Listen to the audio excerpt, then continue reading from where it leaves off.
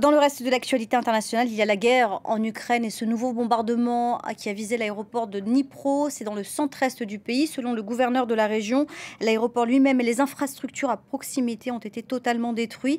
Impossible pour l'heure de déterminer le nombre de victimes. On va tout de même retrouver du côté d'Ouman. Karim Yayaoui, bonjour. Vous êtes notre envoyé spécial pour un peu comprendre là où vous vous trouvez. Ouman, c'est un passage privilégié lorsque l'on veut quitter l'est de l'Ukraine. On attend donc, là où vous vous trouvez dans les prochaines heures, une arrivée certainement massive de déplacés en provenance de Dnipro.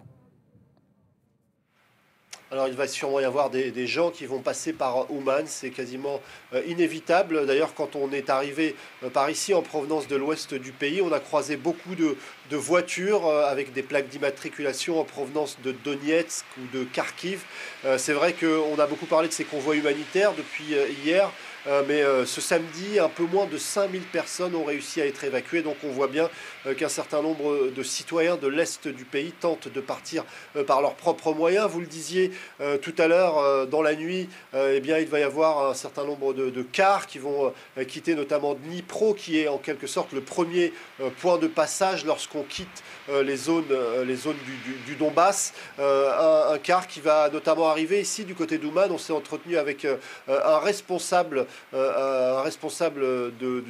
domaine agricole, parce que ici cette région est une région extrêmement agricole. C'est un peu le centre du blé ukrainien, et d'ici beaucoup d'aide part en direction du Donbass, notamment de la nourriture, mais aussi des chauffeurs pour aller chercher des gens, mais ils ont beaucoup de difficultés à les ramener. Mais en tout cas, on espère ici du côté d'Ouman que ça va se fluidifier un peu. Alors vous avez évoqué la situation à Dnipro, qui est la grande ville aux abords du Donbass, qui a été bombardée, qui est bombardée déjà depuis un moment déjà. Cet aéroport qui a été frappé aujourd'hui l'avait déjà été par le passé, et Dnipro est en quelque sorte la plaque tournante, un petit peu la plaque névralgique pour évacuer l'ensemble de ceux qui tentent de quitter Kharkiv, Severodonetsk ou encore les régions qui sont pas loin de Louhansk et Donetsk, c'est-à-dire ce Donbass où les Russes ont renforcé leur dispositif en abandonnant peu à peu